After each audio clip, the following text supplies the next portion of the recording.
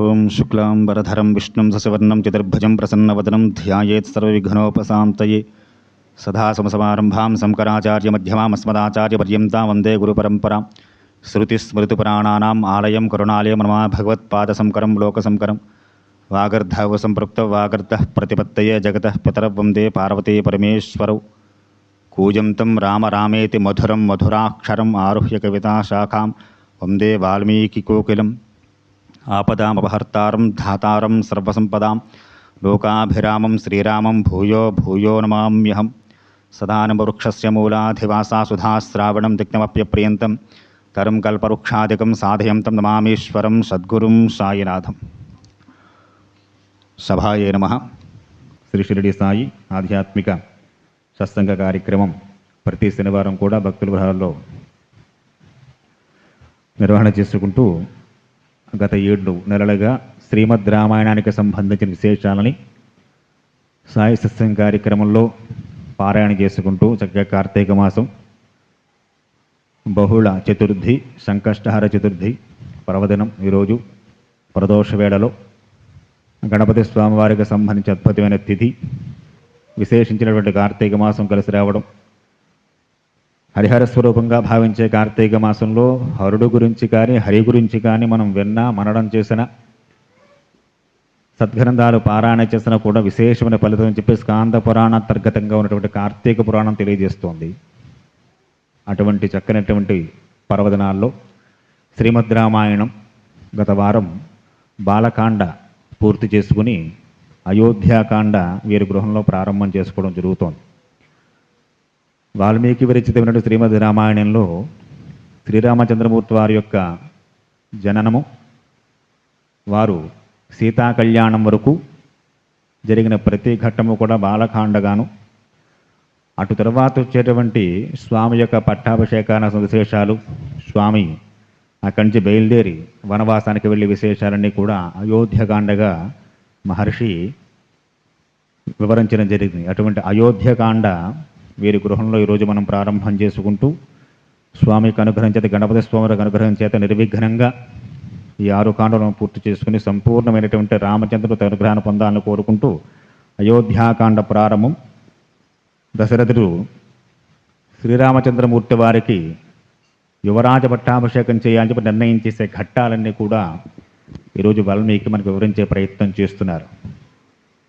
రాజు కావలసిన వ్యక్తికి పరిపాలన చేయడానికి కావలసిన అర్హతలు ఏమిటో, ఎలా ఉంటే ఆ కుర్చీలో కూర్చోవడానికి అర్హుడవుతూ ఉంటాడో అటువంటి గుణాలు, అటువంటి ధర్మపరాయణత్వం ఏ విధంగా ఉంటాయి అనే విషయాల్ని ఈవేళ రామచంద్రమూర్తి వారి ద్వారా ఆ అద్భుతమైన ఘట్టాలను వర్ణన చేసే ప్రయత్నం చేస్తూ గచ్చతా మాతలం కులం భరతే తదానగ శత్రుఘ్నో నిత్యశత్రుఘ్నో నేత ప్రీతి పురస్కరత. స్వామి కళ్యాణానికి మిథిలానగరంలోనే ఉండగానే కైకేయీధీశాధిపతి పుత్రుడు యుధాజిత్తు భరతుడి మేనమామ గారు రావడం, కళ్యాణం పూర్తయ్యేంత వరకు ఉండడం, పూర్తయిన తర్వాత కొన్నాళ్ళు గడిచింది, కొన్ని రోజులు గడిచిన తర్వాత భరతుడి మేనమామ గారు మళ్ళీ దశరథుడిని కోరారు, అయ్యా భరతుడిని తీసుకువెళతాను నేనని చెప్పని. దానికి దశరథుడు భరతుడిని పిలిచి చెప్తున్నట్టు, నాయన మీ తాతగారు నన్ను చూడాలనుకుంటున్నారట, మీ మేనమామ గారు వచ్చి కొన్నాళ్ళు గడిచింది కనుక నువ్వు చక్కగా మీ మేనమామ గారు కూడా ఆ కైకేయి రాజ్యానికి వెళ్ళవయ్యా అని చెప్పి ఆజ్ఞ వేసేరట. నత్రజ్ఞబ్దదాఘ్రాత సహా సత్కార సత్కృత మాతులే నాస్పతాపతన పుత్రి స్నేహలాలిత. తండ్రి యొక్క ఆజ్ఞని గైకొని భరతుడు, మనం గతవారం కూడా చెప్పుకున్నాం, భరతుడిలోంచి వచ్చిన పాయసంలో సగభాగం ద్వారా వచ్చినవాడు శత్రుఘ్నుడు, రాముడి నుంచి వచ్చిన సగభాగంలో వచ్చినవాడు లక్ష్మణుడు. లక్ష్మణుడు ఎప్పుడు రాముణ్ణి అంటిపెట్టుకుని ఉంటాడు, శత్రుఘ్నుడు ఎప్పుడు భరతుని అంటిపెట్టుకుని ఉంటాడు. మళ్ళీ నలుగురు కలిసి ఒకరినొకరు విడదీయరాని అనుబంధంతో కలిసి ఉండేటువంటి ఒక చక్కని అనుబంధంతో కూడిన అన్నదమ్ములు వారు నలుగురు కూడా. ఆ భరతుడు వెళుతూనే శత్రుఘ్నుని కూడా, తమ్ముడిని కూడా తనతో తీసుకువెళ్ళడం కోసం తండ్రి గారి యొక్క అనుమతిని కోరారట. చక్కగా దశరథ మహారాజు గారు భరతుణ్ణి శత్రుఘ్నుణ్ణి ఆ యుధాజిత్తు చేతికి అప్పచెప్పారట. మేనమామ యుధాజిత్తు గారు చాలా ప్రేమతోటి ఆ కైకేయ దేశానికి తన తండ్రి గారి దగ్గరికి ఆ భరతుణ్ణి శత్రుఘ్నుని తీసుకువెళ్ళారట. చక్కగా అన్యోన్యంగా వారక్కడ శత్రుఘ్నుడు భరతుడు కాలం తీస్తూ ఉన్నారు. వారి మనసులో ఒక కోరిక ఉండిపోయింది. ఏమిటయ్యా అంటే, వివాహమైన కొద్ది కాలానికే మనం తండ్రి గారికి ఎడబాటుగా వచ్చేసాం, తల్లిదండ్రులు సేవ చేసుకునే భాగ్యం మనకు కలగలేదు అంటే పిల్లలకి తల్లిదండ్రుల మీద ఎటువంటి భావములు ఉండాలో చూపిస్తున్నారు ఇక్కడ. అమ్మమ్మ ఇంటికి వెళ్ళినా సరే 60 ఏళ్ల పైబడినవాడు దశరథుడు.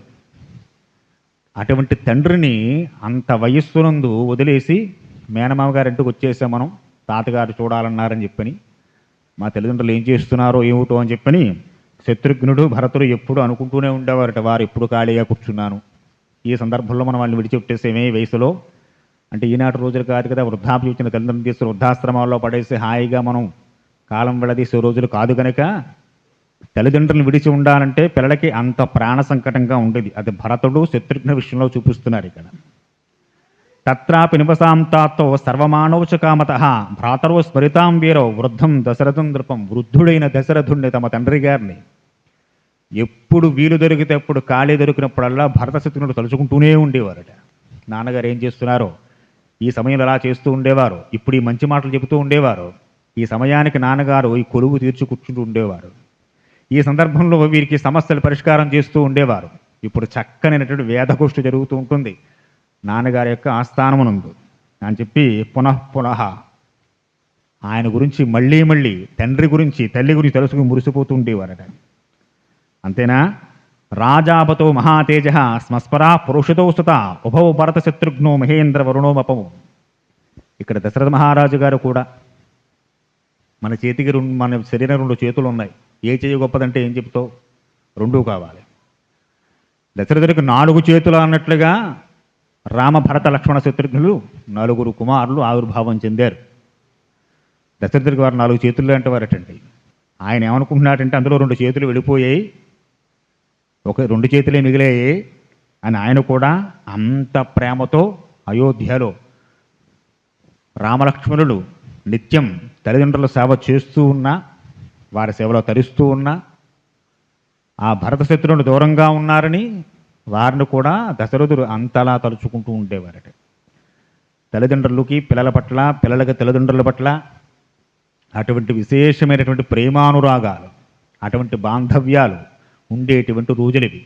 అమ్మయ్య స్కూల్కి పంపించేసిన పిల్లలను గొడవ వదిలిపోయిన సాయంత్రం దాకా అనుకునే రోజులు కాదు కనుక, ఆ రోజుల్లో తల్లిదండ్రుల పట్ల, అన్నదమ్ముల పట్ల, అక్కాచెల్లెల పట్ల, అన్నదమ్ముల పట్ల ఇటువంటి విశేషమైన ప్రేమానురాగాలు ఉండేవి కనుక ఒకరినొకరు తలుచుకోకుండా ఉండలేని రోజులు, ఒకరిని విడిచి ఒకరు ఉండలేరు.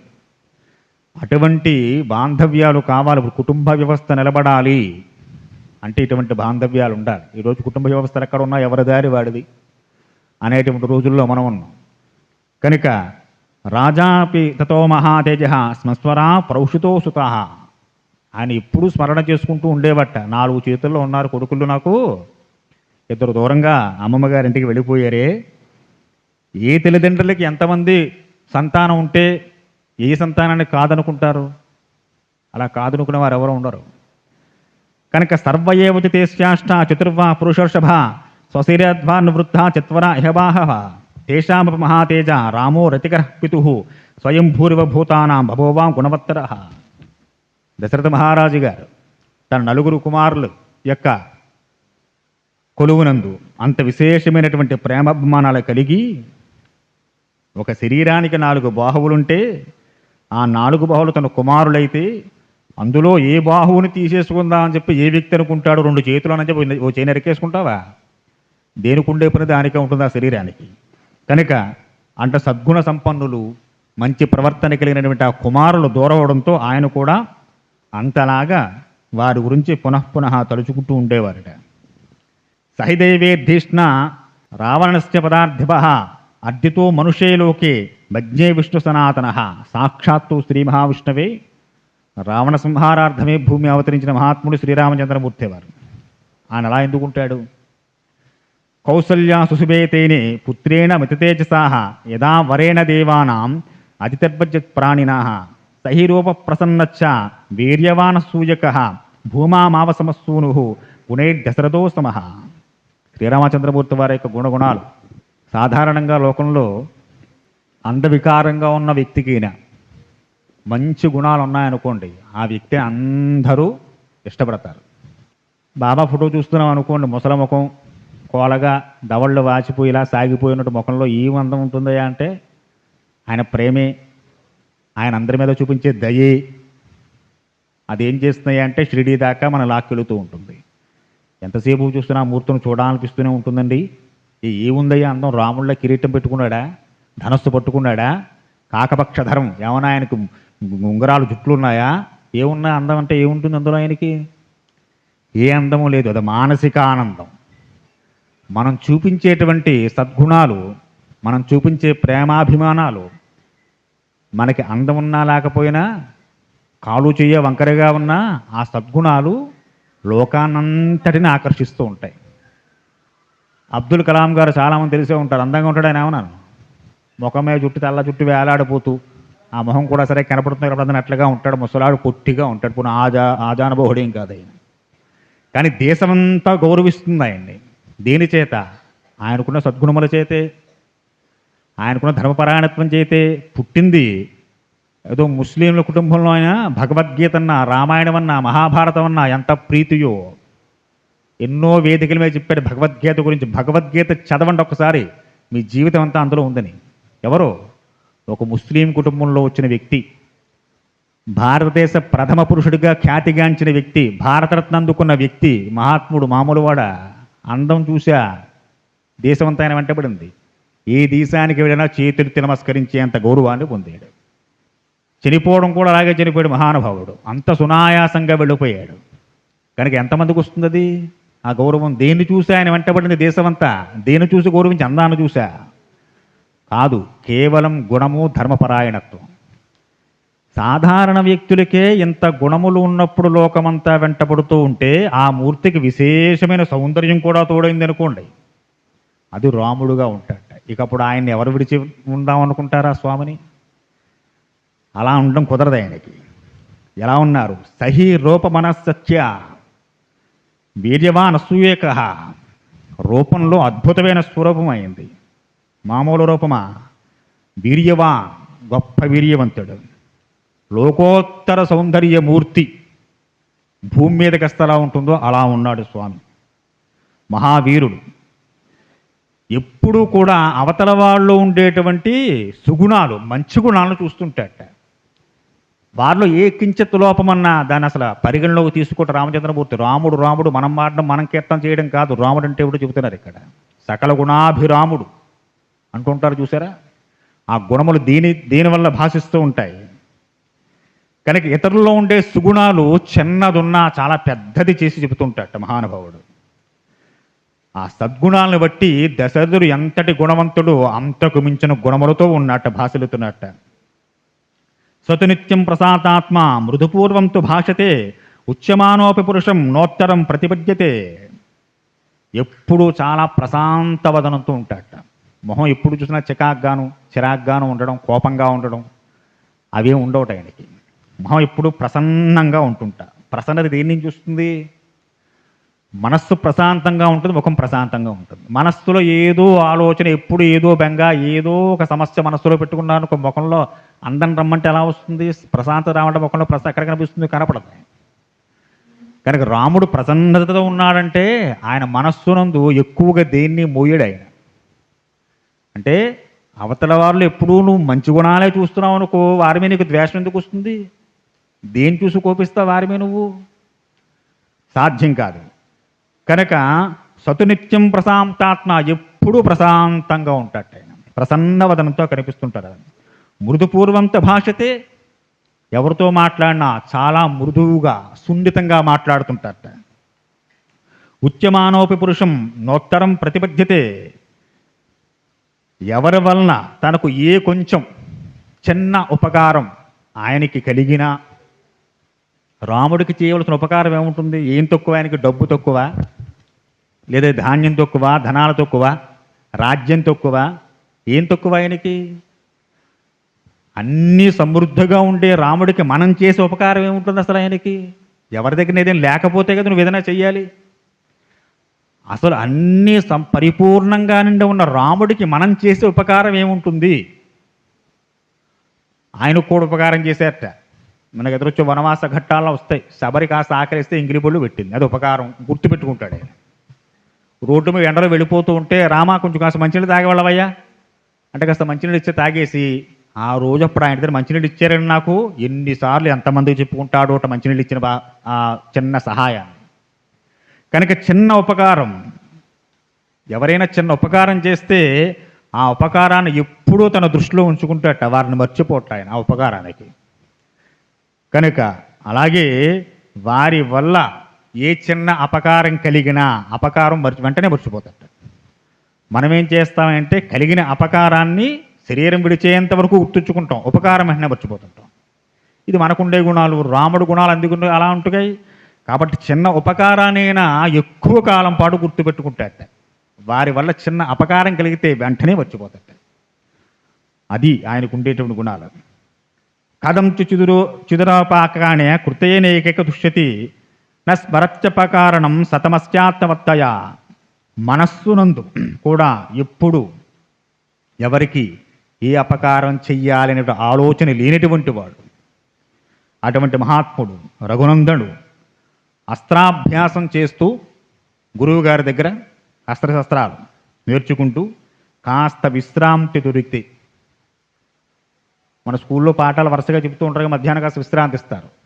ఆ విశ్రాంతి సమయాల్లో ఈ శస్త్రాభ్యాసం చేస్తూ ఆ విశ్రాంతి సమయం కాస్త దొరికితే చాలుట, జ్ఞానంలో బాగా వృద్ధులైన వారి చింతకి వెళుతూ ఉంటాడట, వయోవృద్ధుల దగ్గరికి వెళుతుంటాడట. అలాగే ఇతర సజ్జనులతో కలిసి కూర్చుని ధర్మాలు, ధర్మ సూక్ష్మాలు ఇవన్నీ గ్రహిస్తూ ఉంటాడట. శీలవృద్ధే జ్ఞానవృద్ధే వయోవృద్ధే చ సజ్జనై కథయిన్నాస్తనై నిత్యం అస్త్రయోగ్యాంతరేష్యసి. ఇది ఎప్పుడు ఆయన విద్యాభ్యాసం చేస్తున్నప్పుడు దొరికే ఖాళీ సందర్భంలో కూడా ఇంతలాగా ధర్మం గురించి పెద్దల దగ్గర నుంచి అడిగి తెలుసుకుంటాను. ఇక ఖాళీ సమయాల్లో తీరిక దొరికితే ఇంకెలా ఉంటాడో మనం ఊహించుకోవాలన్నమాట ఆయన గురించి. విశ్రాంతి సమయంలోనే ఇంత చేస్తుంటే, మామూలుగా ఈవేళ స్కూల్కి సెలవు అంటే ఇక ఆయన ఇంకా బయట ఎవరి దగ్గర తిరగడం, రథం వేసుకుని కాసేపు ఫ్రెండ్స్ దగ్గరికి వెళ్ళొద్దాం, లేదా పక్క ఊరికి రాజమండ్రి ఏదో షికారికి వెళ్ళొద్దాం, గోదావరి గట్టి ఇవేం ఉండవు ఆయనకి. ఆ సజ్జనుడి దగ్గర, వయోవృద్ధుల దగ్గర, జ్ఞాన సంపన్నుల వారి దగ్గర కూర్చుని ఎన్నో చక్కనేటువంటి ధర్మ సూక్ష్మాలు గ్రహిస్తూ ఉంటాడట. బుద్ధిమాన్ మధుర భాషి పూర్వభాషి ప్రియం వద వీర్యవాంచ వీర్యేణ మహతాస్వేన విస్మత. దుర్మార్గుడైనప్పటికీ, వాడిని చూస్తే పరమ దుర్మార్గుడు, ఎన్నో అఘాయిత్యాలు చేశాడు. అటువంటి దుర్మార్గులైనా సరే అటువంటి వారిలో కూడా కించిత్ సద్గుణం ఒక్కసారి కనిపిస్తే దాన్ని గ్రహించి ఆ గుణాన్ని పైకి చెబుతాడు. వాడు పరమ దుర్మార్గుడి, కిరాతకుడు. అంతటి దుర్మార్గుడైన రామచంద్రమూర్తి వారికి వాళ్ళలో చిన్నది మంచి లక్షణం కనిపిస్తే ఆ లక్షణాన్ని పొగుడుతాట. ఇన్ని దుర్మార్గ పనులు చేశాడు కాబట్టి ఆ లక్షణుడు కప్పేసి వీడు పరమ దుర్మార్గుడండి అని చెప్తాడు, నాలంటాడు లోకంలో. ఎంతటి వాడైనా వాడి పట్ల చిన్న ఉపకారం జరిగినా, వారిలో చిన్న మంచి లక్షణం ఉన్నా దాన్ని ఎక్కువగా చూస్తుంటాడు, దాన్ని 10 మందికి చెప్తుంటాడు. నచావృత్త కథలో విద్వాన్ వృద్ధానాం ప్రతిపూజిత అమరక్త ప్రజాభిచ్చ ప్రజాచ్యామప్యరంజతే. ఎలాంటి పరిస్థితుల్లోనూ కూడా అసత్యమనేటువంటి మాట రాముడి నోటి వెంట రాదుట. అది ఎంత విపత్కర పరిస్థితి అయినా సరే ఆ మాట ఒక్కసారి కూడా రాముడు అసత్యమాడాడు అన్నటువంటి భావన ఎవరికీ ఎప్పుడూ కలగదు, ఎలాంటి స్థితిలోనైనా సరే. సకల విద్యా పారంగతుడు, సత్యల కులంలో వచ్చినటువంటి వాడు, జ్ఞాన వయోవృద్ధులను బాగా ఎరిగినటువంటి వాడు, సేవించేటువంటి వాడు, ప్రజల్ని చాలా వాత్సల్యంతో చాలా ప్రేమతో రథమెక్కి వెళ్ళిపోతూ ఉంటే ఎవరన్నా కనిపిస్తే వారిని ఆపి పలకరిస్తూ ఉంటాడు, చాలా మృదుమధురంగా మాట్లాడుతూ ఉంటాడు. సామక్రోశో జితక్రోధో బ్రాహ్మణ ప్రతిపూజక దీనానుకంపే ధర్మజ్ఞో నిత్యం ప్రగ్రహాన్ శుచి. ఎవరైనా కాస్త కష్టంలో ఉండాలని తెలియగానే రథం వేసుకు వెళ్ళిపోతాడట. రాజ్యంలో ఎక్కడో ఏదో మూల ఎవరికో కష్టం వచ్చింది, అది నీ చివరికి తాకాలి అంతే. ఆ దుక్కు తెలియని వారిని చూసి గబుక్కుని వెళతాడట, వెళ్ళికి వాళ్ళకి ధైర్యాన్ని చెప్తుందట. క్రోధాన్ని జయించినవాడు, వేదజ్ఞులు బాగా ఎరిగినవాడు, ఎక్కడైనా మహాత్ములు ఉన్నారని తెలియగానే ఈయన సగౌరవంగా వెళ్ళి వారిని సత్కరించుస్తుంటాట. సామాన్య ధర్మాలు, విశేష ధర్మాలు, ధర్మ సూక్ష్మాలు నిత్యం నియమనిష్టలతోటి తన జీవితాన్ని పూర్తిగా పరిపూర్ణం చేసుకున్న మహానుభావుడు. కులోచమిత క్షాంత్రం ధర్మం స్వం బహుమన్యతే మన్యతే పర్యాకీర్త్యా మహాస్వర్గఫలం తతః. ఎవరైతే ఇప్పుడు మనం చెప్పుకున్న గుణాలతో భాసిల్లుతుంటారో వారి యొక్క కీర్తి అదే స్వర్గం. ఆ స్వర్గాన్ని ప్రాప్తించి పెడుతుంటే వారికి. నాశ్రయశ్రితో విద్వాన్ నవిరుద్ధ కథారుచి ఉత్తరోత్తయుక్తౌ చ వక్త వాచస్పతి వ్యద ఆరోగ్యస్థిరుణో వాగ్మి వపుష్పాన్ దేశకాలచిత్ లోకే పురుషరసాజ్ఞ సాధురేకో విరస్పద. దృఢమైన శరీరం కలిగినటువంటి వాడు, చక్కటి బాహువులు ఉన్నవాడు, అందమైన రూపాలు, ఏ అవయవం ఎలా ఉండాలో ఆ విధంగా తీర్చిదిద్దబడి ఉన్నటువంటి వాడు, సంపూర్ణమైన ఆరోగ్యంతో ఉన్నటువంటి వాడు. సతుశ్రేష్ఠ గుణేర్యుక్త ప్రజానాం పార్థివాత్మజ భౌశ్చర్యవ ప్రాణో భౌవ గుణప్రియ. మహారాజ కుమారుడైనప్పటికీ, ఎంతమంది మహారాజు కుమారులు లేరు లోకంలో, తమకున్న సంపద చేత, తమకున్న అందం చేత ఎన్నో దుర్మార్గ పనులు చేసిన వారు ఉంటారు.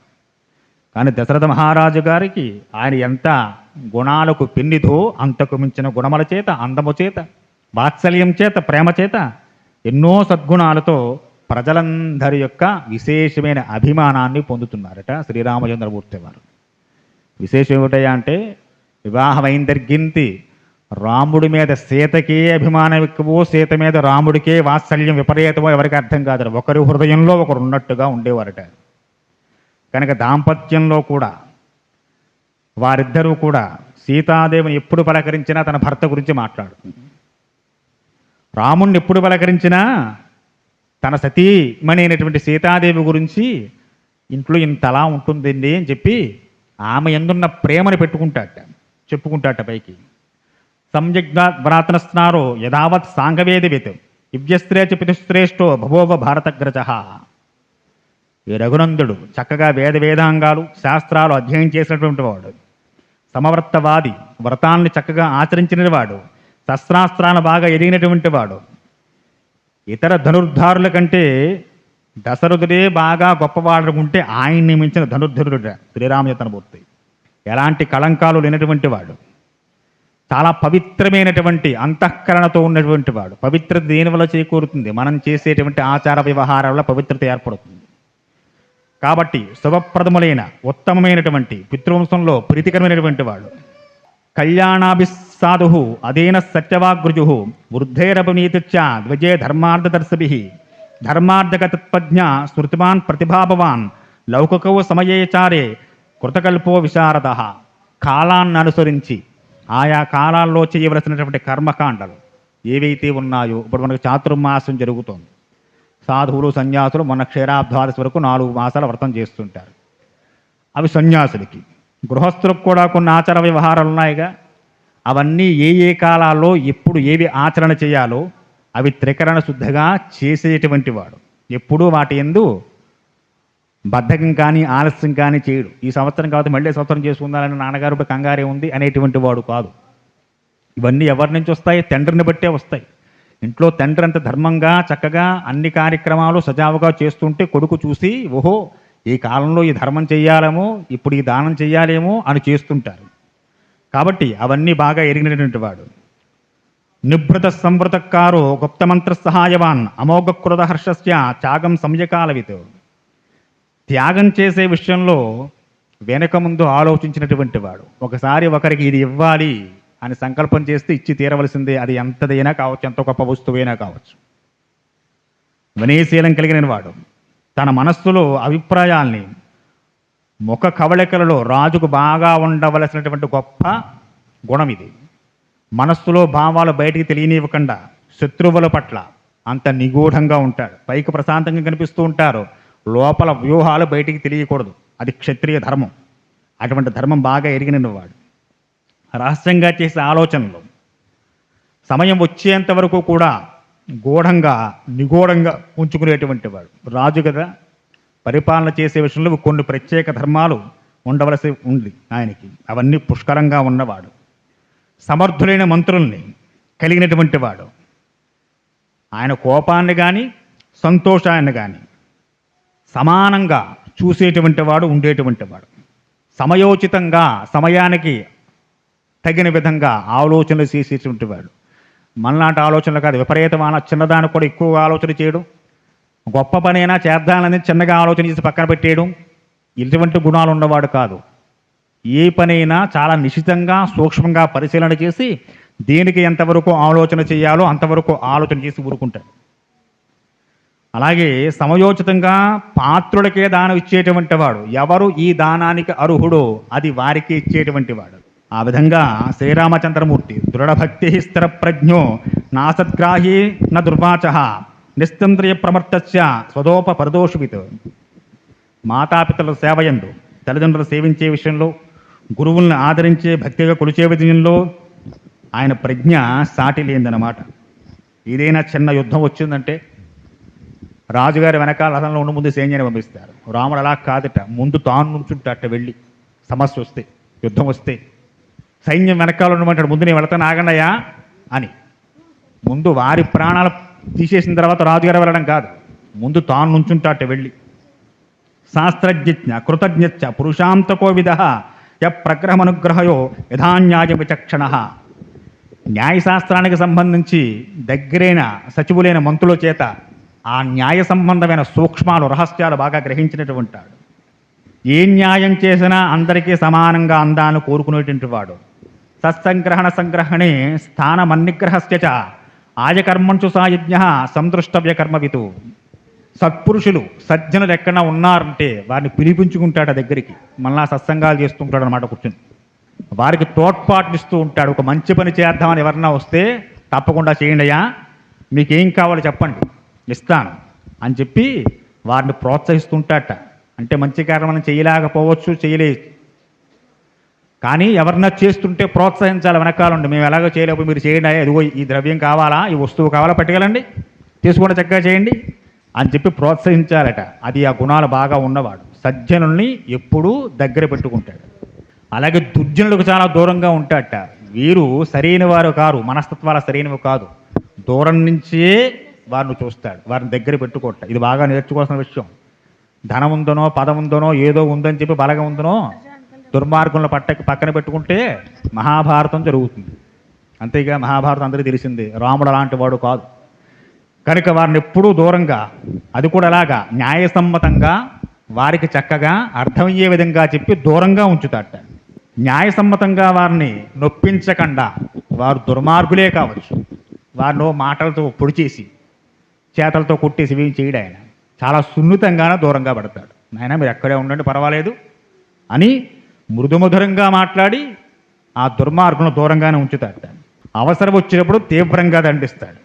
చాలా చక్కగా శ్రేష్టం శాస్త్రమసూహేషు ప్రాప్తో వ్యామిక శ్రేషిజ అర్ధద్మ సంగ్రహ సుఖతంత్రోన చాలా సహా. తన ధనాగారాన్ని చక్కగా తుమ్మిది ఏ విధంగా అయితే తేనె పట్టుకొచ్చి తేనె పట్టులో దాచిపెడుతుందో, రాజ్యంలో ఏదైనా సంక్షోభం ఏర్పడినప్పుడు ప్రజలను కాపాడడం కోసం కావలసిన ధనాన్ని న్యాయబద్ధంగా ఆర్జించి ధనాగారం నింపుతుంటాట, కోశాగారాన్ని. కనుక ఇవన్నీ రాముల్లో ఉండే సద్గుణాలన్నీ కూడా. శ్రేష్టం శాస్త్ర సమూహేషు ప్రాప్తో వ్యామిక శ్రేష అర్ధధర్మోచ సంగృహ్య సుఖతంత్రోణ చాల నైహారికాణం శిల్పానాం విజ్ఞాతార్థ విభాగతం ఆరోహే వినయే చేవ యుక్తో వారణవాజినం. అంతేనా, ఆయనకి చక్కగా సంగీతంలోనూ కొన్ని వాయిద్యాలు వాయించడంలోనూ వాటి ఎందుకు కూడా ప్రావీణ్యం ఉంది శ్రీరామచంద్రమూర్తి వారికి. ఎక్కడన్నా వీణ వేణు మృదంగాలు జరుగుతూ ఉంటే చక్కగా వాటిని వింటుంటాడు. సంగీత గురించి కాస్త జ్ఞానం ఉన్నటువంటి వాడు, చక్కగా వారిని ఆదరిస్తూ ఉండేటువంటి వాడు. కళాకారుల్ని ప్రోత్సహిస్తాడు మహానుభావుడు. ధనుర్వేద విధాం శ్రేష్టో లోకేతర దర్శంబత అభియాత ప్రహర్తా చ సేననయా విశారద అప్రదుష్యచ్చ సంగ్రామే క్రుద్ధైరిపు సురాసురై. అటువంటి శ్రీరామచంద్రమూర్తి వారు సాధారణంగా రాజులకు ఉండేటువంటి కొన్ని లౌల్యాలు కొన్ని ఉన్నాయి. మనం ప్రారంభంలో దశరథులకు కూడా లేవని చెప్పుకున్నాం. ఏమిటయ్యా అంటే ఒకే దాని మీద విశేషమైనటువంటి కామం, సంగీతంలోనే పడి అందులో పడి కొట్టుకునేవాడు. వ్యసనాలు, అవి కూడా వ్యసనాలే అండి. పాటలు వింటున్నారు కదా, బాగా పాడుతున్నా చెప్పి వింటూ అందులోనే కూర్చుని ఈ కార్యకలాపాలు పక్కన పెట్టేటువంటి కాదు దశరథుడు. అలాగే వేటాడడం, కొంత క్షత్రియుడికి ఒక ధర్మం వేటాడడం. వేటాడడం ధర్మం కదా అని చెప్పని ఎప్పుడు పడితే రథాలు వేసుకు వెళ్ళిపోయి దాంట్లో ఆనందాన్ని అనుభవించే రాజులు కూడా ఉన్నారు. వేటే ప్రధానంగా పెట్టుకుని ఇక జీవుల్ని హింసిస్తూనే ఉంటారు. దాంట్లో పడి కూడా రాజ్యాలు పోగొట్టుకుని ఉన్నవారు ఉన్నారు. అలాగే మధుపానం, ఎక్కువగా మద్యాన్ని సేవిస్తూ అక్కడే కూర్చోవడం. అలాగే గీతాలాపన జరిగే చోట నృత్యాలు జరిగే కూర్చుని వారిని పోషిస్తూ తన జీవితాన్ని వ్యర్థం చేసుకోవడం. ఇవి కళలన్నీ రాజులకు ఉండాలి, వాటి ఏందో లౌల్యం పనికిరాదు, అవి చూసి విడిచిపెట్టాలంతే. అవన్నీ రాజులకు కావాలి. సభలో నృత్యం చేయిస్తూ ఉంటారు, చక్కటి పాటలు పాడిస్తూ ఉంటారు, కళాకారులను ప్రోత్సహిస్తారు. అదే పనిగా వాటి వెంటబడి తిరిగేటువంటి వాడు కాదు, అలా తిరిగి రాజ్యాలు పోగొట్టిన రాజులు కూడా ఉన్నారు. కాబట్టి అటువంటి కామప్రదమైనటువంటి ఏ గుణములు లేనటువంటి వాడు, వాడి ఎందుకు ప్రావీణ్యం ఉంది కానీ తెలుసు వాటి గురించి, కానీ ఎంతవరకు ఉపయోగించాలో అంతవరకు ఉపయోగించి పక్కన పెడతాడు. అదే పనిగా దాని రమించేటువంటి ప్రయత్నం చేయడు. అనసూయోజిత క్రోధో నదృప్తో నచిత సంవత్సర నచవామంతా భూతాంచ నచకాలం సమాక. అసూయ లేనటువంటి వాడు ఎవరి మీద ద్వేషాన్ని పెంచుకోడు. వారికన్నా ఆయన తక్కువే, నాకన్నా ఎక్కువ ఉన్నారు ఆయన అని అసూయ పడ్డం ఎవరి మీద. ఎవరైనా తనకన్నా పెద్దవారు ఉంటే తగ్గే ఉంటాడు. తగ్గి ఉండడం చాలా గొప్ప లక్షణం. కాబట్టి అసూయ లేనటువంటి వాడు. ఇవి ఎన్ని రకాలు ఉంటాయి అసూయలే అంటే, ఇతర గుణాలను చూసి వాళ్ళు ఉండే గుణాలు చూసి మనం ఓర్వలేకపోవడం గొప్ప అసూయ. అది చాలా గొప్ప గుణం. దుర్గుణం నాటు గొప్ప గుణం అంటే మంచి గుణం అని కాదు, అది చాలామందిలో ఉంటుంది. కాబట్టి అటువంటి అసూయ పూర్తిగా విడిచిపెట్టిన వాడు. అలాగే కోపానికి లోను కాకుండా ఉండేటువంటి వాడు. రాముడికి కోపం లేదుటండి. కోపం లేకుండా రావణుడితో ఎందుకు యుద్ధం చేసాడు మరి అంటే వెంటనే అడుగుతాం కదా మనం. దీనివల్ల కోపము, ఆ కోపం ప్రదర్శించడంలో కూడా అవతల వారిని దారిలో పెట్టడం కోసం ప్రదర్శించే కోపం తప్ప ద్వేషంతో వచ్చేటువంటి కోపం కాదు. మన ఇంట్లో మన పిల్లలే మనకు బాగా గారాబం, చంటి పిల్లలే, 5-7 ఏళ్ళలోపు పిల్లలు ఇంట్లో అల్లరి చేస్తున్నారు అనుకోండి, వారి ఎందుకు మనకి ద్వేషమా? వారిని కొట్టడానికి తిట్టడానికి కాదు. కానీ ఆ సందర్భంలో కోప్పడి వాడిని తిట్టడమో కొట్టడమో చేయకపోతే వాడు చేసిన అల్లరి ఆపడ కనుక అప్పుడు కోప్పడతాం, మళ్ళీ ప్రేమ చూపిస్తుంటాం. రాముడు కోపం అలాంటిదిట. ప్రత్యేకించి ఎవడి మీద పగబట్టి వాడిని ధ్వంసం చేసేవాడు కోపం కాదుట అయింది. కనుక మాత్సర్యం లేనటువంటి వాడు అంటే ఎవరైనా తనకన్నా గొప్పగా ఎదుగుతుంటే చూసి సంతోషిస్తాడు, బాగున్నారు వాళ్ళు అలా ఉండా అనుకుంటాడు తప్ప నాకన్నా ఎదిగిపోయారే అనేటువంటి ఆ మాత్సర్యం అనేది లేనటువంటి వాట. ఎన్నో శ్రేష్టమైన గుణాలతో ప్రజలందరి యొక్క అభిమానాన్ని చాలా విశేషంగా సంపాదించేసేట రామచంద్రమూర్తి వారు. వివాహం అయిన తర్వాత ఇంకా విశేషంగా, వివాహం కాకముందే రాముడంటే ఎంతో ప్రేమ, ఆయన చూడాలని, ఆయనతో ఒకసేపు కూర్చోవాలని, మాట్లాడాలని ఎంతోమంది రాజప్రజలు కోరుకుంటూ ఉండేవారు. వివాహం అయిన తర్వాత ఇవి ఇంకా ఎక్కువయ్యాయి ఆయన ఎంతో. కనుక ఇలాంటి ఎన్నో శుభలక్షణాలతో అలరారుతున్న శ్రీరామచంద్రమూర్తి వారిని చూసి దశరథుడు బాగా సంతోషిస్తూ ఉండేవాడు మనస్సులోనే. తండ్రికి తన కొడుకు గొప్పవాడుతో అవుతున్నాడంటే చూసి ఆనందం బాగా వస్తుంది. కానీ ప్రత్యేకించి తండ్రి కొడుకును పొగడకూడదు, మనస్సులో ఆనందించాలి. వాడు ఎంత గొప్ప కార్యక్రమం, గొప్ప ఘనకార్యం చేసినా ఏదో చేసేవిలే, ఇంకా బాగా చేయాలి అబ్బాయి నువ్వు అనాలి తప్ప అబ్బా ఎంత గొప్పగా చేసావోయ్ అంటే వాడియో అహంకారం పెరుగుతుంది. కాబట్టి తండ్రి ఎప్పుడు కొడుకుని ఎంత విశేషంగా పొగడు మెచ్చుకోకూడదు. దశరథ మహారాజ్ ధర్మం బాగా తెలిసినవాడు. ప్రజలందరి దగ్గర నుంచి తన రాముడు గురించి, పెద్ద కుమారుడు నుంచి ఇవన్నీ వింటున్నాడు. ఆయన మనస్సు ఉప్పొంగిపోతుంది ఆనందంతో. రాముడిని పిలిచేసి నువ్వు ఇంత గొప్ప కార్యక్రమం చేసి అప్పట్లో కొట్టకూడదని ముందు కూర్చొని ఆయన ఏం చెయ్యాలో అది చెయ్యాలి. తండ్రిగా తాను చేసిన బాధ్యతలు కొన్ని ఉంటాయి కొడుకు పట్ల, అవి తండ్రిగా తాను చెయ్యాలి. కనుక అవి చేసేటువంటి వాడు దశరథుడు. ఆయనతో కూర్చుని మొన్న విన్నాను, నువ్వు అక్కడ అలా చేసేవాడు కదా, ఇక్కడ విన్నాను, ఇక్కడ ఇలా చేసేవాడు కదా, వారు చెప్పుగా విన్నాను, చాలా గొప్ప పని చేసేవాయి అని చెప్పి కూర్చోబెట్టి పొగట్టండి దశరథుడు శ్రీరామచంద్రమూర్తి వారిని. ఆయన చూస్తూ ఆనందిస్తాడు. అధరాజ్ఞో బభూవైనం వృద్ధస్య చిరంజీవన ప్రీతిరేష కథం రామో రాజా స్మాన్మయ జీవతి. శత్రుభయంకరుడు, సర్వశుభలక్షణ సంపన్నుడు, ఈ విధంగా ఎన్నో రకాలైనటువంటి గుణాలు రాముడు గురించి విన్నటువంటి దశరథ మహారాజు గారు మనసులో అనుకుంటున్నారట. ఏషా హ్యాశ్చ పదా ప్రీతి హృది సంవర్తవర్తతే కథానామసుతం ద్రక్ష్యామభ్యక్షితం అహం ప్రియం. శ్రీరాముడు కనుక రాజైతే ఇప్పుడే ప్రజలు ఇంత ప్రేమాభిమానం ఆయన పెంచుకున్నారు నా కుమారుని మీద. అటువంటి నా కుమారుడే కనుక రాజైతే, యువరాజు అయితే, ఇక రాముడు చెప్పినటువంటి మాట, రాముడు గీసిన గీత ఈ ప్రజలెవ్వరూ దాటి వెళ్ళరు. అంటే అంత అభిమానం పెంచుకున్నారు రాముడి మీద, ఆయన గుణగణముల చేత. వృద్ధికామోహి లోకస్య సర్వభూతాను కంపన మత్త ప్రీతరో లోకే పర్జన్య ఇవి వృష్టవాన్. ఇటువంటి నా రాముణ్ణి, ఈ సకల సద్గుణోపేతుణ్ణి చక్కగా ఒక మంచి ముహూర్తంలో నేను జీవించి ఉండగానే శ్రీరామచంద్రమూర్తి వారికి పట్టాభిషేకం చెయ్యాలి. వయస్సులో అప్పటికే చాలా 60,000 సంవత్సరాల పైబడి వృద్ధుడే ఉన్నాడు దశరథ మహారాజుగా. కాబట్టి ఇన్ని అసంఖ్యాకమైన లోకోత్తరమైనటువంటి గుణాలు కలిగిన రామచంద్రమూర్తి వారిని తాను శరీరంలో ప్రాణం ఉండగానే, తన శరీరంలో ఓపిక ఉండగానే రాముణ్ణి సింహాసనం మీద చూసి ఆనందించాలని చెప్పి మనస్సులో కుతూహలం కలిగింది. రోజులు గడుస్తున్నాయి. ఒక రోజున దివ్యంతరిక్షే భూమాతో ఘోరమాత్ పరజం భయం సంతవక్షేచ మేధావి శరీరే చాత్మనో జరాం. దశరథ మహారాజు గారు అంతఃపురం పైకి వెళ్ళి చక్కగా ఆ చల్లటి గాల్లో తిరుగుతుండగా కొన్ని ఉత్పాతాలు కనిపించాయి. అంటే ఉల్కల వంటివి రాలడం, అవి లోకానికి కొన్ని ఉత్పాతాలు తెచ్చిపడతాయని చెప్పి శాస్త్రవచనం. ఆకాశంలో, అంతరిక్షంలోనూ, అలాగే భూమి మీద తాను చూడకూడనటువంటి కొన్ని ఉత్పాతాలు గోచరించే దశరథ మహారాజు గారికి. భయంకరమైన ఉత్పాతాలు కనిపించేటి ఆయనకి.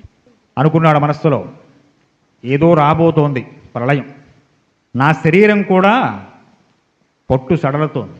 ఇది బాగా గుర్తుపెట్టుకోవాల్సిన విషయం ప్రతి మనిషి కూడా. ఎంత వయసు వచ్చినా తాళాలు నా చేతుల్లోనే ఉండాలి, నేను చెప్పిన మాటే నా కుటుంబం అంతా వినాలి, నా కొడుకైనా, కోళ్ళైనా, కూతురైనా, నా ప్రాణం పోయేంత వరకు ఇది నా చేతిలో ఉండాలి అనేటువంటి స్థితిలో ఉంటారు గృహస్థులు. దశరథుడు చేసి చూపిస్తున్నాడు. నీ చేతుల్లో, నీ శరీరంలో ఓపుకున్నప్పుడే కొడుకులు పెళ్లి చేసేసాం. లోకంలో ఒక వింతైనటువంటి మాట వింటూ ఉంటాం, మృత్యుంజయ జపము అని. ఏమిటి మృత్యుంజయ జపం? ఆ జపం చేస్తే మరణం రాదా? చేసిన వాళ్ళు చచ్చిపోలేదా? మరి ఏమిటి మృత్యుంజయం? ఎక్కడొచ్చింది మృత్యుంజయం మనకి? పూర్ణాయుష్కులు అంటూ ఉంటారు. ఏమిటి పూర్ణాయుర్ధాయం? మృత్యుంజయం అంటే మరణం లేకుండా చేసేదని కాదు. అపమృత్యువు అంటే ప్రమాదంతో వచ్చే మృత్యువు రాకుండా చేసేది. ప్రమాదాల వల్ల పోతుంటాంగా, అటువంటివి తొలగడం కోసం అపమృత్యు నివారణ, అపమృత్యు దోషం, మృత్యుంజయ జపాలు తప్ప లౌకికంగా వచ్చే గుణాలు. కలియుగంలో మానవుడు ఆయు ప్రమాణం. పూర్ణాయుషుడు అంటే ఎవడు? మనవలను చూసేస్తే పూర్ణాయుర్ధాయం అయిపోయినట్టే. ఇక ఆయన ఎప్పుడైనా వెళ్ళిపోవచ్చు. మనవలను చూసేంత పర్యంతం ఉండాలి. మనవలను చూడకుండా వెళ్ళిపోతే అల్పాయుష్కుడే, ఆయుష్ పూర్తి కాలేదు, అర్ధాంతరంగా పోయాడంటారు. మనవలను చూసిన వ్యక్తి పూర్ణాయుష్కుడు ఆయన. దశరథ మహారాజు మనవలను చూసారా మరి? అప్పటికే 60,000 సంవత్సరాల వయస్సు పైబడిందే. కొన్ని ఉత్పాతాలు కనిపిస్తున్నాయి లోకంలో, అంతరిక్షంలో ఉల్కలు రాలడం వంటివి. ఇవన్నీ శాస్త్ర ప్రకారం ఏదో గొప్ప ప్రమాదాన్ని సూచిస్తున్నాయి. అటువంటి వస్తే ప్రభువులు వెళ్ళిపోతారు ముందర. ఎవరైతే పరిపాలన చేస్తున్నారో వారు వెళ్ళిపోతారు. ఇటువంటి ఉత్పాతాలు కనిపిస్తున్నాయి. తన శరీరం కూడా అలసిపోయింది. 60,000 సంవత్సరాలు అంటే మాటలేంటండి? ఎన్ని యుద్ధాలు చేశాడు మహానుభావుడు. మొన్న వారం పరశురాముడు వస్తే గడగడ వణుకుపోయాడు. అంతకుముందు దేవాసుర సంగ్రామాల్లో ధనస్సు పెట్టి నిలిచినవాడు దశరథ మహారాజు గారు. పరశురామును చూస్తే వణుకొచ్చేస్తుంది ఆయనకి. అంటే శరీరం ఎంతలా లొంగిపోయిందో చూడండి ఆయన. ఇటువంటి ఉత్పాతాలు కనపడ్డాయి. తన శరీరం కూడా పట్టు సడలుతోంది. కాబట్టి ఇప్పుడు మేలుకోవాలి, తాను చెయ్యాల్సిన ధర్మాలు నిర్వర్తన చేసేయాలి. మనస్సు బాగా తొందర పెడుతోంది దశరథ మహారాజు గారిని. వెంటనే గురువుగారిని పిలిచారు, మంత్రుల్ని పిలిచారు. చక్కగా పూర్ణచంద్రావసస్యాధ శోక సమాధానమాత్మన లోకే రామస్య బహూదే సంప్రియత్వం మహాత్మన. పూర్ణచంద్రుల్లా వెలుగుందిపోతున్న శ్రీరామచంద్రమూర్తి వారి గురించి ఎన్నో విని, ఆయన బుద్ధి కుశలత గురించి, ఆయన యొక్క మానసిక సౌందర్యం గురించి, ఆయన చూపించేటువంటి వాత్సల్యాలు, ప్రేమాభిమానాల గురించి ఎంతో విన్నాడు ఆయన. విని ఈ మంత్రుల్ని గురువుల్ని పిలిచి తన మనస్సులో మాట బయటపెడుతున్నారు. మహర్షి, నా శరీరం పొట్టు సడలుతోంది, లోకంలో ఉత్పాతాలు కనిపిస్తున్నాయి నాకు. కాబట్టి నేను ఈ శరీరంతో ఉండగానే రాముణ్ణి పట్టాభిషేక్తుని చెయ్యాలి అని తన మనస్సులో ఉన్నటువంటి మాటని చక్కగా ఆ వశిష్ఠ, మార్కండేయ, జాబాలి, కశ్యప వంటి గురువుల ముందు, సుమంత్రాది తన యొక్క మంత్రుల ముందు ఉంచేట. ఇంకో మాట కూడా అన్నారు. నతు కైకైక రాజానం జనకం రాధిప త్వరయా చానయామాస పశ్చాంతౌ శ్రోషిత్ ప్రియం. కైకేయ దేశాధిపతి మనవడు ఎవరైనా భరతుడు. భరతుడు అమ్మమ్మ గారింటికి వెళ్ళాడు. ఈ భరతుడు లేకుండానే ఆయన కూడా నాకెంతో ఇష్టం, నా కుమారుడు. ఆ భరతుడు లేకుండానే ఈ కార్యక్రమం జరిగిపోవాలి. ఆయన మనస్సునంత తొందరగా ఉందట. ఎందువల్ల భరతుడు లేకుండా జరిగిపోవాలి? ముందే చూశాడు కొన్ని ఉత్పాతాలు ఆయన.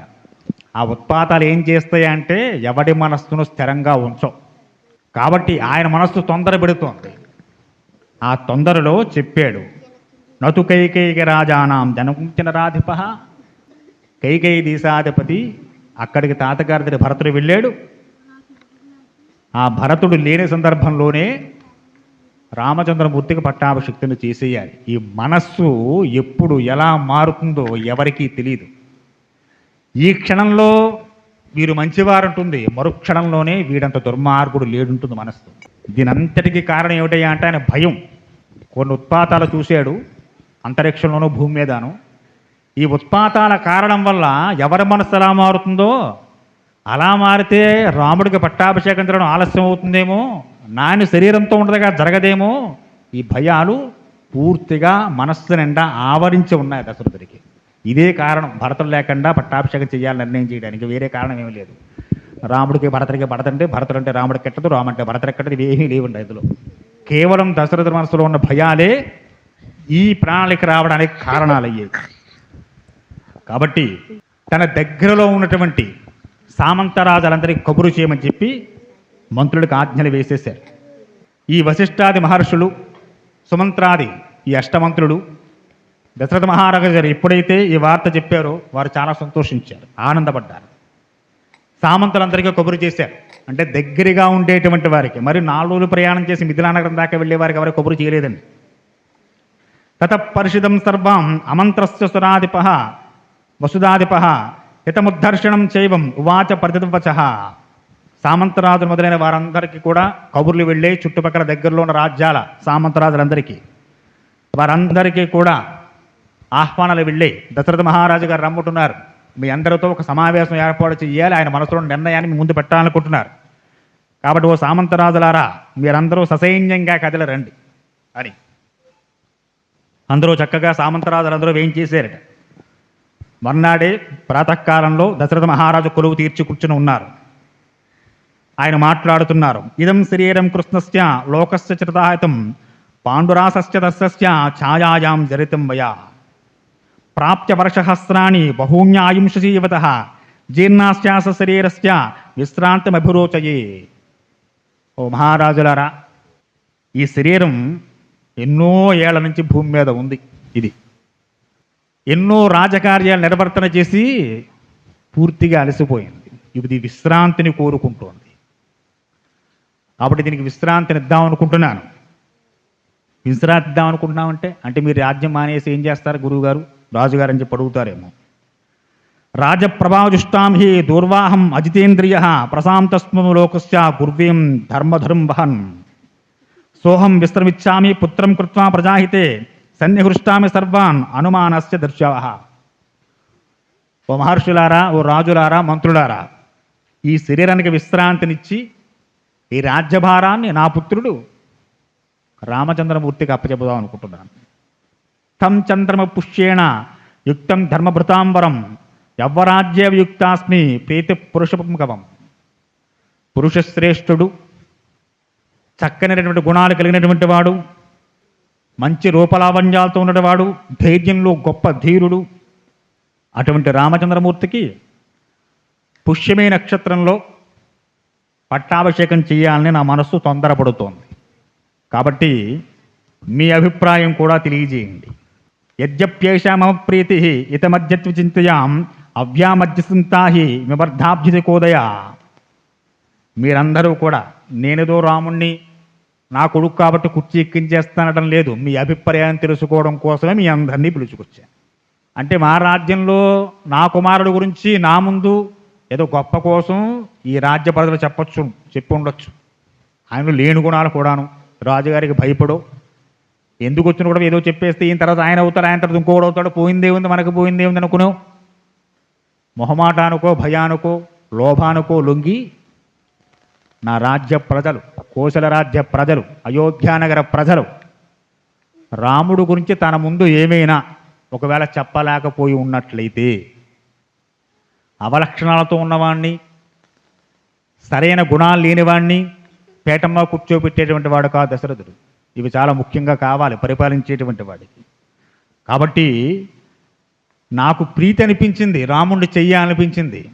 కానీ మీ అందరి అభిప్రాయం కూడా తెలుసుకుందాం అనుకుంటున్నానయ్యా అని చెప్పి అందరి ముందు చాలా గంభీరమైన ధ్వనితోటి తన మనస్సులో ఉన్న మాట బయట పెట్టారట. ఎవరు అడుగుతారు చెప్పండి అలాగా?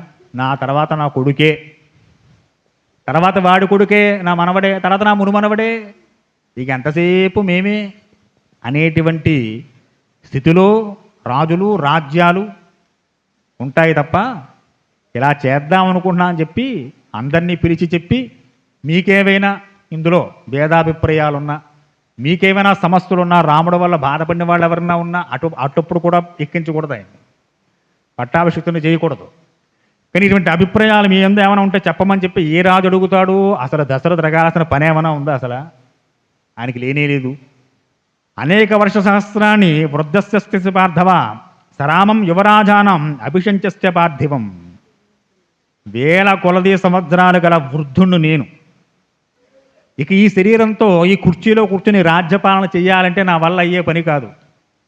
ఇది వరకుల్లా కూర్చోలేకపోతాను, మోకాళ్ళ నొప్పులు, నడులు లాగడం ఏవో వస్తాయి. ఇంకా వయస్సు వేయబడిన తర్వాత కళ్ళు కనపడకపోవడం, చెవులు వినపడకపోవడం, ఒకవేళ తనకున్నటువంటి వార్ధక్య భారం చేత ఆర్తులేని వారి వద్దకు వెళ్ళి సమస్యలు తెలుసుకోవాలని తెలుసుకోలేకపోవడం, ఎవరో చారుల్ని దూతల్ని పంపిస్తే వారు అక్కడ వినదొకటి నాకు చెప్పేదొకటి, ఎన్ని సమస్యలు ఉంటాయి ఇంకా ప్రజాపాలన చేసేటువంటి వాడికి. దశరథుడు అలా వినేవాడు కాదు కదా, ఏదైనా స్వయంగా రాజుగారికి చెప్పాలి, తాను స్వయంగా వినాలి వారి కష్టాన్ని. అంత అప్రమత్తంగా ఉంటాడు ప్రజాపాలన విషయంలో. కాబట్టి ఇన్ని ఉన్నాయి కనుక ఈ శరీరానికి వేల సంవత్సరాలు వచ్చేసాయి. 100 ఏళ్ళ 200 ఏళ్ళ 60,000 సంవత్సరాల వయస్సు పైబడిపోయింది. కాబట్టి ఇక నేను అంత యుద్ధాలు చేయలేను, ప్రజారంజంగా పరిపాలన చేయలేకపోతున్నాను. కాబట్టి నా కుమారుణ్ణి యువరాజ పట్టాభిషేకం చేసి ఆయన సింహాసనాన్ని ఎక్కిద్దాం అనుకుంటున్నాను. శృత్వేమం వచనం యన్మే రాఘవం మతిమచ్చది రాజా సంశయోయమ్యే కిమదం భృతత్వత. ఎప్పుడైతే దశరథ మహారాజు గారు తన మనస్సులో ఉన్న మాట బయటపెట్టారో ఒక్కసారి సభంతా నవ్వులతో నిండిపోయిందిట. హర్షధ్వానాలు రేకెత్తాయి.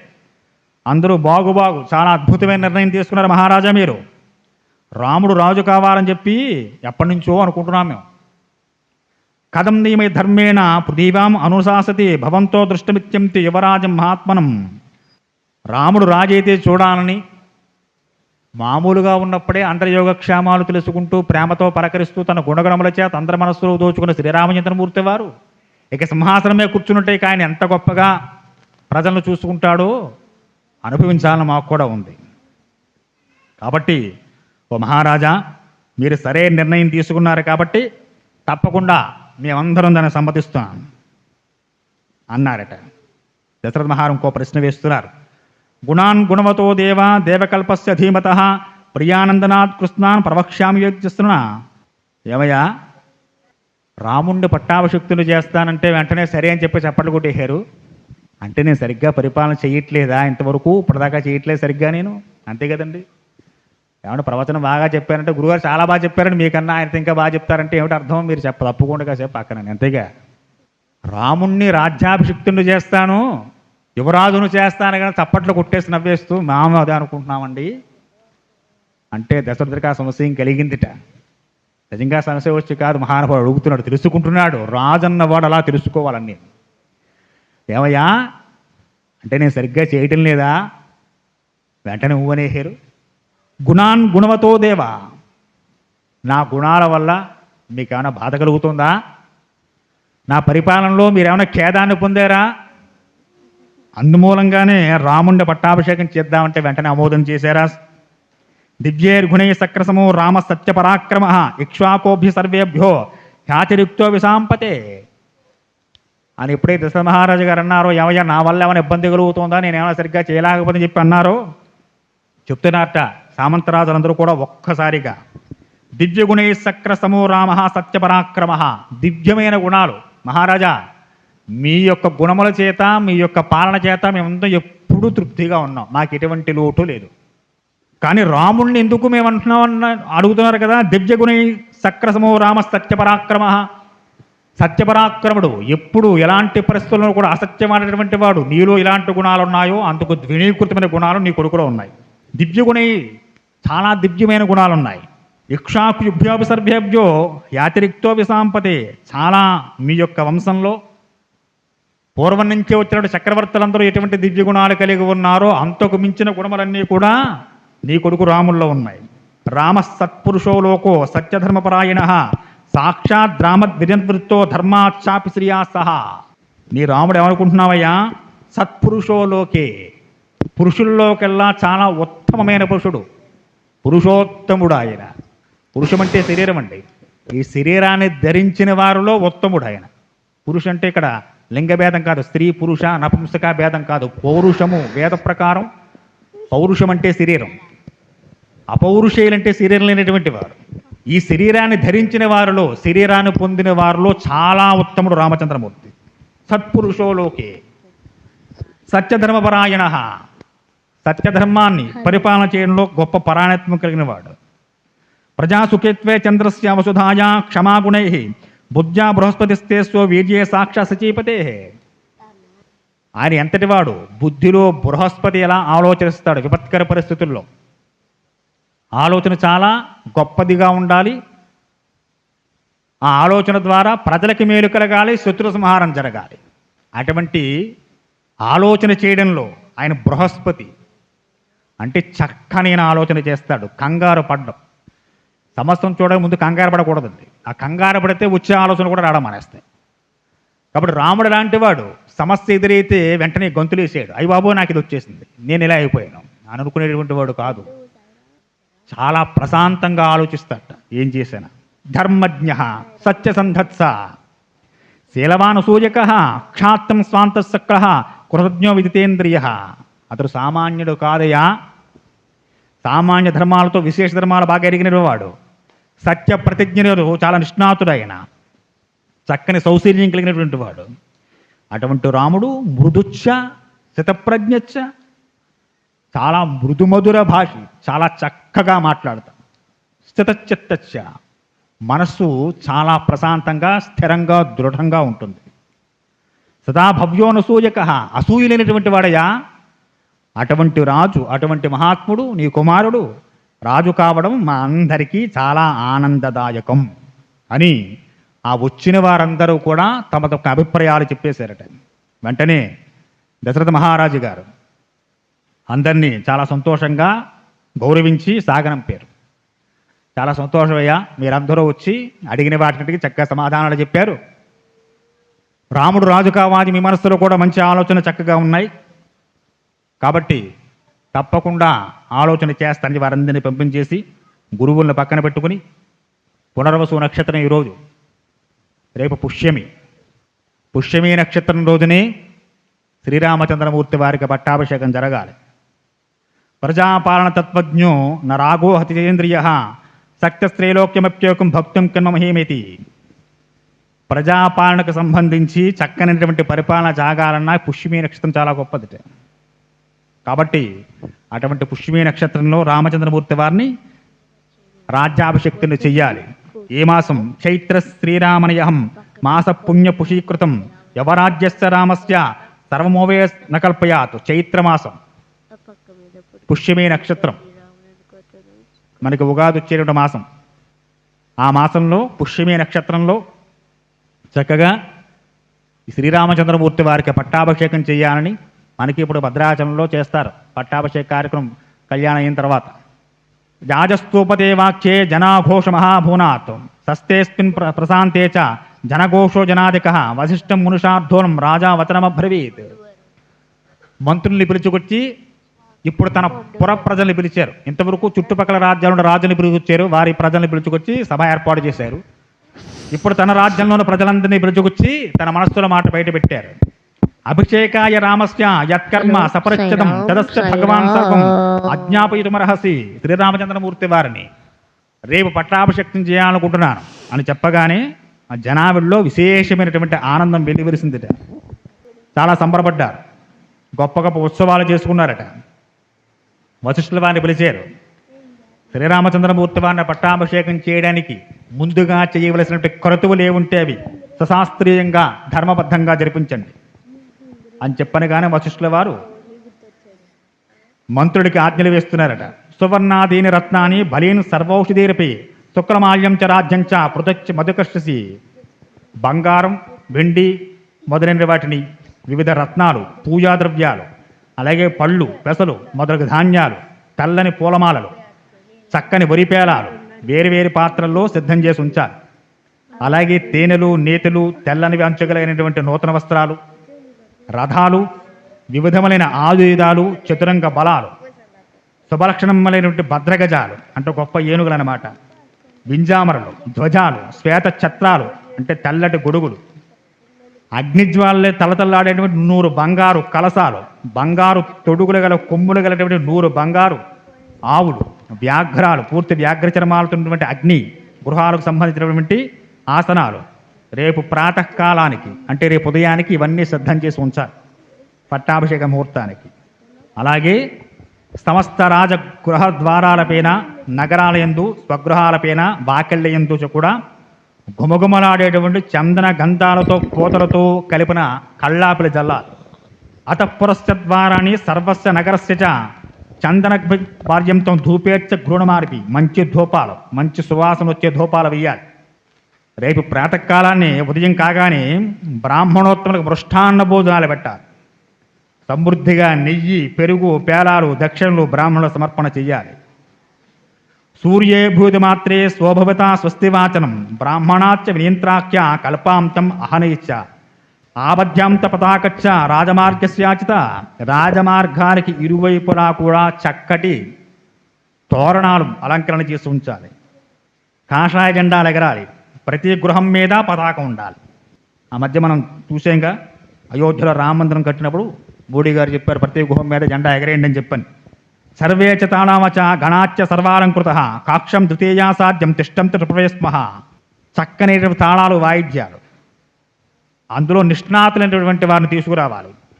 వారి చేత చక్కగా మంచి మంగళ వాయిద్యాలు వాయింపజేయాలి. దేవాయతి చేతుష్యు సాన్నో భక్షా సదక్షిణ ఉపస్థాయిత్వ మాల్యోగ్య పృథక్ పృథకు. 4 రోడ్ల కూడల్లో ఉండేటువంటి దేవాలయాలు ఉంటాయిగా, మనకి కూడా ఊరి నిండా కొన్ని దేవాలయాలు ఉంటాయి. ఆయా దేవాల్లో దేవతలకి చక్కనైనటువంటి అన్నపానీయాలు, ప్రసాదాలు ఉండాలి. నైవేద్యాలు సమర్పణ చేయాలి. పుష్పమాలలు వెయ్యాలి. విశేషంగా దక్షిణలిచ్చి అక్కడ విశేష అర్చనలు చేయించాలి. ఎక్కడ? అయోధ్య నగరంలో ఉండేటువంటి అన్ని దేవాలయాల్లోనూ. అది శివాలయమా, విష్ణాలయమా, రామాలయమా ఏం అక్కర్లేదు, అన్ని ఆలయాల్లోనూ. అలాగే దీర్ఘాశబద్ధాయోధచ్చ సన్నద్ధ మృష్టవాసన మహారాజాంగణం సర్వే ప్రవసంతు మహోదయం.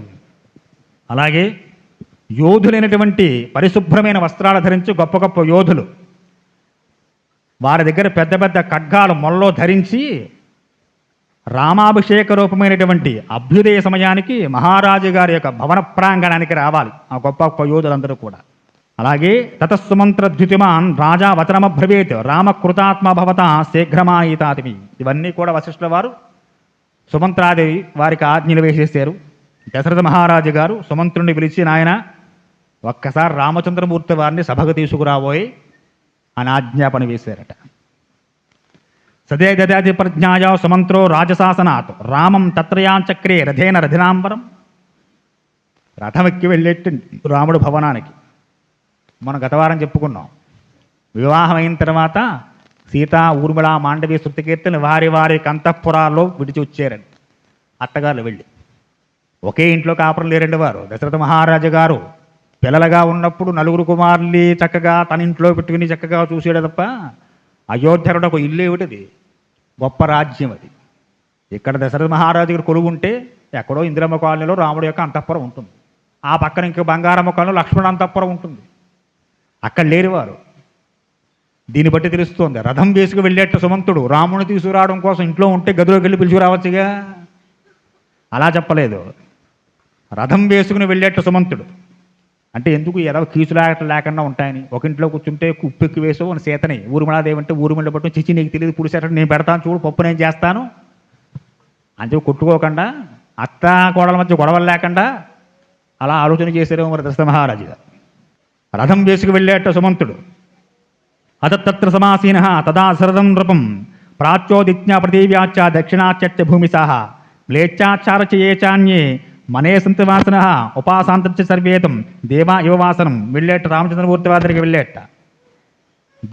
దీర్ఘబాహు మహాసత్వం మత్తమాతంగమామిమం చంద్రకాంతం రమామానం అతీమ ప్రియదర్శనం. రామును చూసేట దీర్ఘమైన బాహువులు, విశాలమైన వక్షస్థలం, చక్కనైనటువంటి ఆకృతిని రామచంద్రమూర్తి దగ్గర చూసి చెప్పేట సమంతుడయ్యా, మీ నాన్నగారు మమ్మల్ని చూడాలనుకుంటున్నారు, తక్షణం మమ్మల్ని తీసుకుని రమ్మన్నారు. అనగానే రాముడు తండ్రి మాట అంటే చాలా ముందుంటాడు. అవతార్య సమంత్రస్థం రాఘవం సందనోత్తమాత్ పితుస్సామిపం గచ్చంతి ప్రాంజలి సృష్టితో వ్యగాత్. వెంటనే తక్షణం సుమంత, నాన్నగారు చెప్పిన తర్వాత లేట్ ఏమిటి రాయకానో నాడు రథం సిద్ధం చెయ్యి అన్నాడు. గబగబా రథం ఎక్కారట.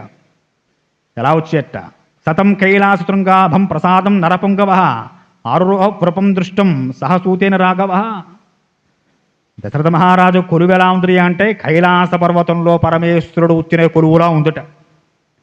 అటువంటి కైలాస పర్వతంలో ఉండేటువంటి పార్వతీ పరమేశ్వర సన్నిధానంలో ఆయన దర్శనం కోసం వెళుతున్నటువంటి భక్తుల్లాగా రామచంద్రమూర్తి వారు గబగబా లోపలికి వెళ్ళి ప్రాంజలి ఘటించి ఆయన కాదాలంటే నమస్కారం చేసేట. రామవర్మనేన నేను మీకు నమస్కరిస్తున్నాను అని పాదాలకు నమస్కారం చేసేట. దశరథ మహారాజు గారి కళ్ళలో ఆనంద భాష్పాలు నిండాయి. తం దృష్ట్వా ప్రణతం పార్శ్వే కృతాంజలిపుటం నృప కుహ్యజాన్లో సమాకృష్వ స్వజయ ప్రీతాత్మజ. ఒక్కసారి రామచంద్రమూర్తిని లావదీసి కళ్ళారా రాముణ్ణి చూసుకుని తన పక్కన కూర్చోబెట్టుకున్నారట. తదాసన వరం ప్రాప్య నదీయత్ రాఘవ స్వసే భూవై ఊరేమి ఉదమే విసులోరవి. నాయన రామచంద్ర, రేపు పుష్యమే నక్షత్రం, ఆ నక్షత్రంలో నిన్ను యువరాజ పట్టాభిషిక్తుని చేయాలనుకుంటున్నాను. కాబట్టి ఈ రాత్రి నుంచి నువ్వు నా కోడల సీత వ్రతదీక్షను పాటించండి, వ్రతదీక్షలో ఉండండి. గురువుగారు వశిష్ఠుల వారు ఏం చెబితే అది తూచా తప్పక పాటించండి, అంతా వశిష్ఠుల వారి మీద ఉంది. శతం సస్మృతి భాషస్య పుత్రం పుత్రవతాంబర ఉవేవాదం వచో రాజా దేవేంద్రకాశ్యప. శ్రీరామచంద్రమూర్తి వారు చక్కగా ఆయన మాట్లాడలేదు. ఎప్పుడైనా నాకు పట్టాభిషేకం నాన్నగారు, ఇంకా నాకేం తెలియదు, ఇంకా చదువుకుంటున్నాడు కదా స్కూల్లో, ఈ మాటలే మాట్లాడలేదు ఆయన. తండ్రి ఏం చెప్తే అంతే కనుక వెంటనే ఆయన ఏం మాట్లాడలేదు. ఆ విషయాన్ని విన్నారు, తండ్రికి నమస్కారం చేశారు. వశిష్ఠుల వారు ఏం చెబితే అది చేయమని చెప్పారు కనుక గురువు గారికి అప్పచెప్పారట రామచంద్రమూర్తి వారిని. భూయో వినియమాస్థాయ భవనిత్యం జితేంద్రియ కామక్రోధ సముద్ధాని త్యజేధా వ్యసనాని చ. నాయన, చాలా నియమంగా ఈ వ్రతాన్ని పాడు చేయడం కోసం ఎన్నో ప్రయత్నాలు చేస్తూ ఉంటాయి. ఒక మంచి కార్యక్రమం చేయాలంటే ఏవో వచ్చి మన వెనకాలమన్నీ చేయనివ్వకుండా ఆపేస్తూ ఉంటాయి. కాబట్టి నీ గురించి ప్రత్యక్షంగా పరోక్షంగా గూఢచాల ద్వారా ఎన్నో విని ఉన్నా.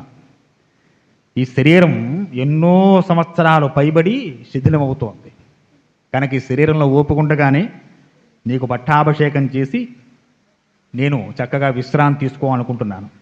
రేపే పట్టాభిషేకం. భరతుడు ఇక్కడ లేకుండానే పట్టాభిషేకం చేయాలని నిర్ణయం చేశాను. నీకు భరతుడి మీద విశేషమైన ప్రేమ ఉండొచ్చు, నువ్వంటే భరతుడికి నీ ఎంత విశేషమైన భక్తి ఉండొచ్చు కాక, కానీ మనస్సు ఎప్పుడు ఎలా మారుతుందో తెలియదయా. కాబట్టి నువ్వు త్వరగా వెళ్ళి చక్కగా గురువుగారు చెప్పినట్లుగా వ్రతదీక్షలో ఉండండి. ఈ రాత్రికి దర్భశయ్య మీదే శయనించాలి, హవిష్యాన్నాన్ని భుజించాలి అని కొన్ని నియమాలు దశరథ మహారాజు గారు చెప్పి వశిష్ఠుల వారికి అప్పచెప్పారట. అటు తర్వాత వశిష్ఠుల వారు ఏ విధంగా వ్రతాన్ని పూర్తి చేసి రామ పట్టాభిషేకం చేశారో వచ్చే వారు వస్తే ప్రయత్నం చేద్దాం. స్వస్తి స్వస్తి ప్రియాభ్యాం పరిపాలయంతాం న్యాయేన మార్గేణ మహీమహీచాం. ఓ బ్రాహ్మణేభ్య శుభమస్తు నిత్యం. లోకా సమస్తా సుఖినో భవంతు. స్వస్తి.